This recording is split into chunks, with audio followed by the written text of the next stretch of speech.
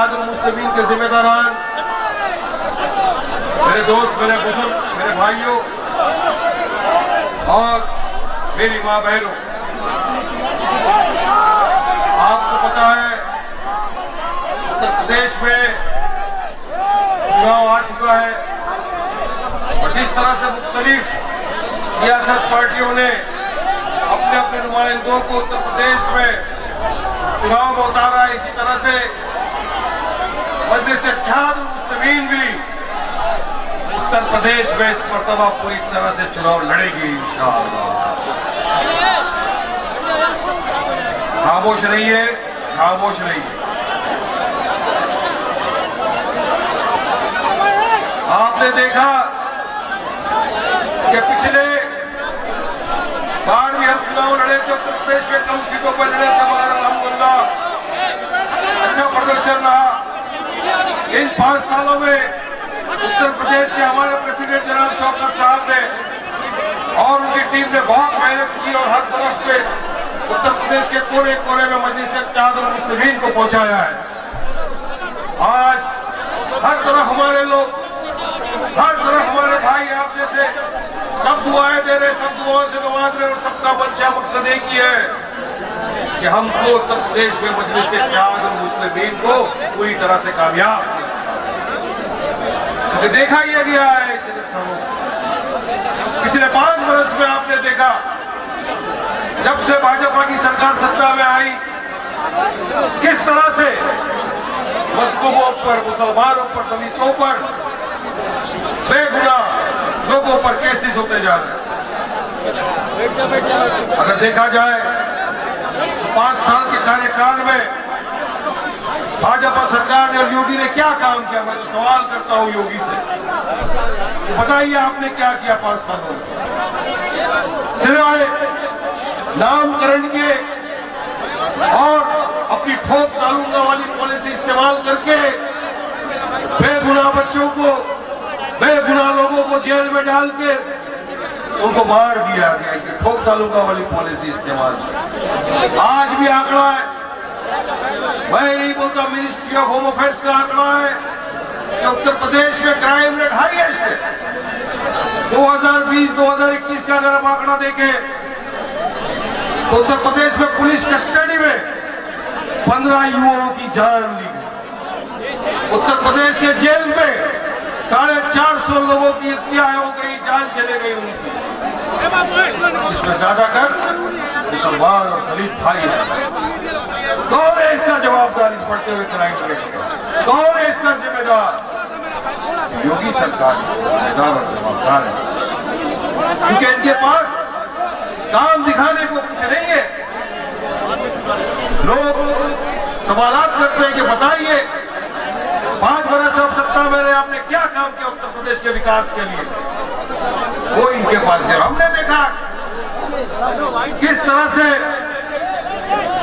Corona का जब दूसरा कोविड वेव आया, गंगा की घाट पर फैलती हुई लाशें हमने देखी, उन लाशों को कुत्ते जो नोच कर खा रहे थे, ये हमने आपने देखा था। ये किसका फेलियर था?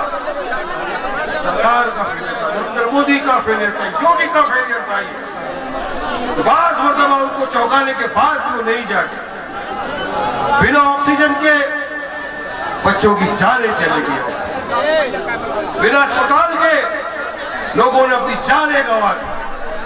इसका पूरा जवाबदार, जिम्मेदार अगर वाकई उत्तर प्रदेश में कोई है वो सिर्फ और सिर्फ योगी सरकार, योगी। और हम आए लड़ने, हम चुनाव लड़ने आ गए, असद ओवैसी साहब आ गए उत्तर प्रदेश में, तो तमाम के पेटों में दर्द शुरू हो गया कि मजलिस क्यों आ गई? अरे क्यों नहीं आएंगे लड़ने के लिए? जैसे आपको संविधान में अधिकार दिया उसी तरह हमको भी अधिकार दिया। तो आए तो हम पे तनकीद, हम पे इल्जाम, बी टीम है, एजेंट है, पहले कांग्रेस बोलने लग गई, हम भाजपा की बी टीम, समाजवादी उसने कहा हम भाजपा की, अब योगी बाबा वो बोलने लग गए अब समाजवादी के एजेंट है, समाजवादी की बी टीम। कंफ्यूजन है बहुत बड़ा। बहुत सारा। मैं पूछना चाहता हूँ और मैं एक एडवाइस देना चाहता हूँ तमाम लोगों को कि आप लोग बैठ जाइए, एक बार एक चाय पे चर्चा कर लीजिए, बताइए फैसला करके कि बाबा हम किसकी बेटी में, ये तो हमको तो पता चले। कुछ पता नहीं, कुछ किसी को मालूम नहीं है, बस एक इल्जाम लगा रहा है, वो एक बाइन शख्स असद ओवैसी पे लगा, बाकी इनके पास बताने को है। मैं बताना चाहूंगा लेकिन कि हम किसकी बेटी में और हम किसके एजेंट हैं, तो सुन लो, हम उनकी बेटी में जिन्होंने आजादी की लड़ाई में, देश की आजादी की लड़ाई में अपनी जानें कुर्बान कर दी और जो देश में शहीद हो गए, हम उनकी बेटी, हम उन लोगों की बेटी में, हम अवाम की टीम है। वो अवाम जो सत्ता में बैठी सरकार से सवाल करती है कि बताइए ये इतना सारा जो पेट्रोल डीजल गैस का भाव बढ़ गया, ये क्यों बढ़ा साहब? क्या आपके पास कोई पॉलिसी है? नहीं है। ठोक डालूंगा वाली पॉलिसी आप इस्तेमाल कर रहे हो, बाकी और कोई पॉलिसी आपके पास है ही नहीं गैस पेट्रोल बढ़ते हुए दामों को रोकने के लिए। आज लोग सवाल करते हैं, आप में हम सब बाइक पर तो कम से कम घूमते हैं, घोड़ा गाड़ी में तो हम लोग नहीं घूम रहे। पता तो है हमको कि आज क्या चल रहा है, पेट्रोल का दाम, गैस का दाम, डीजल का दाम बढ़ता जा रहा है। और अगर आप सवाल करो तो आगे पेट्रोल का दाम कम किया मोदी सरकार ने। भाई कितना कम किया? 55 रुपया बढ़ा दिया आपने, 5 रुपया कम कर दिया, तो क्या भाव कम हो? आज टमाटर का भाव क्या है आपको तो पता होगा, घर में तो सब खाते हैं ना, पूरा हाई राइस। क्यों?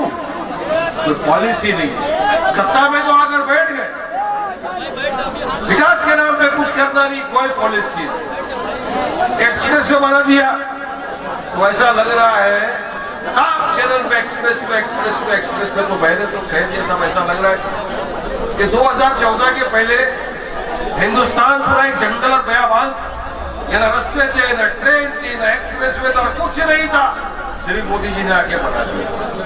ये इनकी मानसिकता, इसका क्रेडिट ये लेना चाहिए। जबकि देश की जनता, उत्तर प्रदेश की जनता पूरी तरह से समझदार है, जानती है कि लोग पूरी तरह योगी जी फेल हो चुके उत्तर प्रदेश के चीफ मिनिस्टर का 5 साल का कार्यकाल।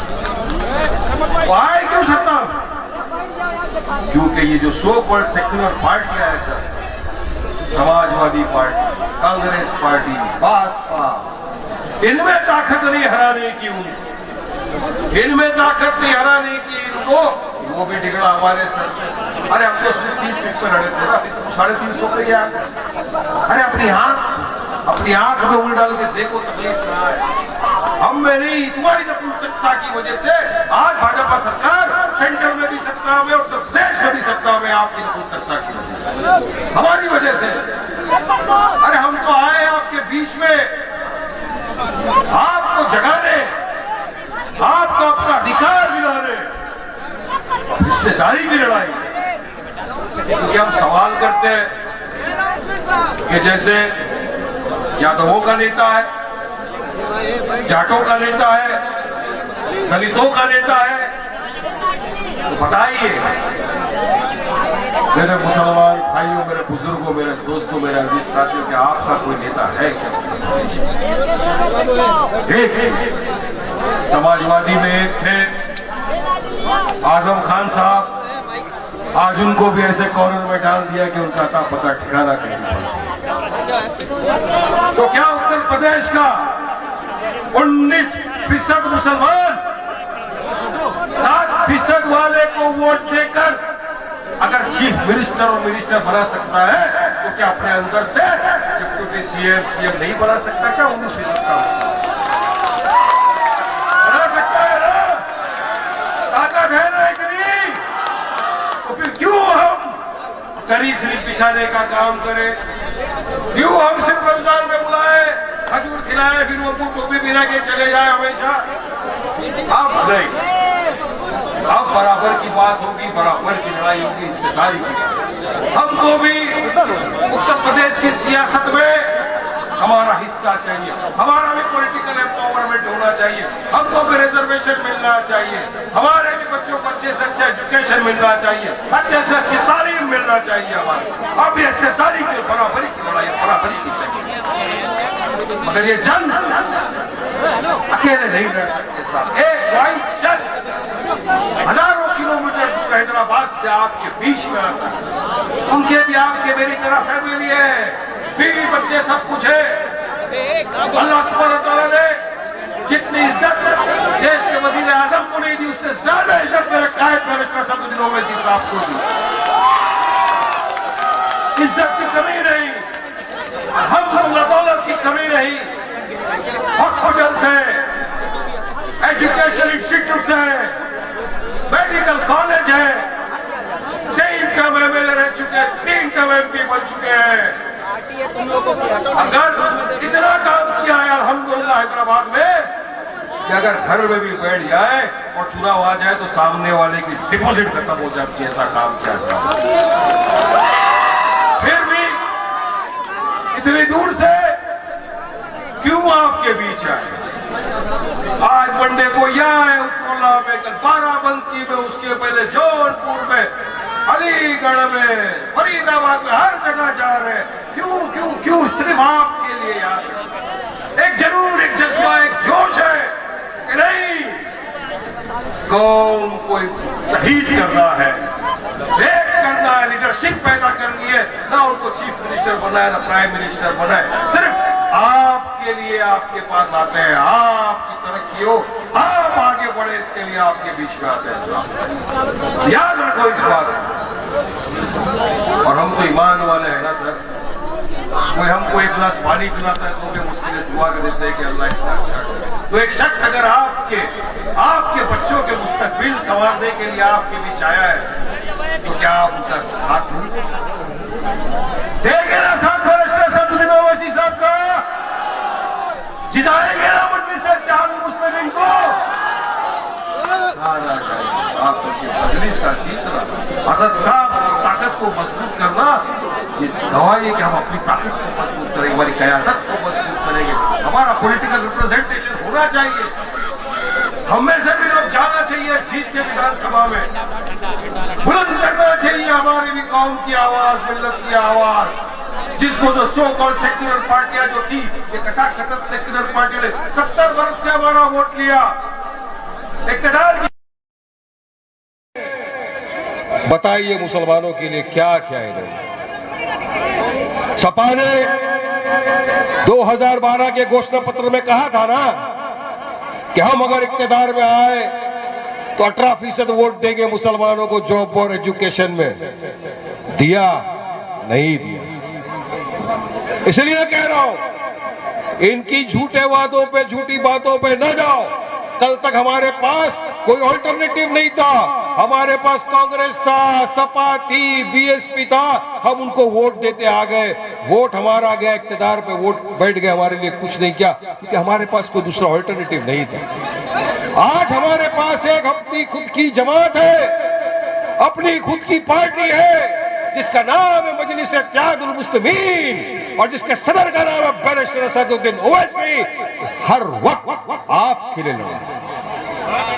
अरे दादरी पे बोले ओवैसी, बाबरी पे बोले ओवैसी, ट्रिपल तलाक पे बोले ओवैसी, CAA पे बोले ओवैसी, मुस्लिमों की और दलितों की आवाज से गूंजे ओवैसी, पार्लियामेंट में बिल फाड़े ओवैसी, आपके हक के लिए लड़े ओवैसी, तो फिर क्या आपके वोट का हकदार ओवैसी है या नहीं है? है ना? है कि नहीं आपके वोट का हकदार? है या नहीं मजलिस इत्तेहादुल मुस्लिमीन आपकी वोट के हकदार? तो फिर आज उत्तरला से ऐसी आवाज गूंज के भेज दो दिल्ली और मुख्तलिफ तरह पूरे उत्तर प्रदेश में आवाज गूंज दो कि आप हम साथ देंगे तो मजलिस इत्तेहादुल मुस्लिमीन का साथ देंगे। जिताओ अपने ऐसे अपने प्रत्याशियों को। और आपके पास तो है डॉक्टर मन्नान साहब, एक पढ़े लिखे आदमी, एजुकेटेड डॉक्टर है, आपके बीच रहे इतने वर्षों से, आपका अपना भाई, आपका अपना बेटा, आपका अपना दोस्त के रूप में आपके साथ रहे, आपका काम किया, आगे भी काम करें। जिताओ जिता के भेजो विधानसभा में, बनाओ अपनी आवाज का पावर, दिखाओ सबको। वक्त आया है, एक होना पड़ेगा, मुत्तहिद हो जाओ मेरे भाइयों दोस्तों बुजुर्गों, इत्तेहाद पैदा करो, एक होकर ये बीजेपी दीदी सब हराना। बीजेपी को हराएंगे ना, सपा को हराएंगे ना, कांग्रेस एसपी को हराएंगे ना, बीएसपी को हराएंगे ना, और जिताएंगे ना मजलिस इत्तेहादुल मुस्लिमीन के प्रत्याशियों को, जिताएंगे ना। अरे जोर से चिल्ला, आवाज वहां तक भेजना है, बाबा को भी सुनना पड़ जाए, बाबा के कान तक जाना चाहिए, बुआ बबुआ के कान तक जाना चाहिए आवाज, मोटरसाइकिल पे हो तो भी आवाज पहुंचना चाहिए। तो जिताएंगे ना इंशाअल्लाह ताला। मुझे यकीन है कि अगर ये जोश और जज्बा रहा तो उत्तर प्रदेश में इस मर्तबा मजलिस इत्तेहादुल मुस्लिमीन को जीतने से कोई नहीं रोक सकेगा इंशाअल्लाह। शुक्रिया। मुझे पता है वक्त हो गया है मेरा, चिट्ठी आ चुकी है। आप जिनको सुनना चाहते हैं उनके लिए मेरा बहुत बहुत शुक्रिया। अस्सलाम वालेकुम।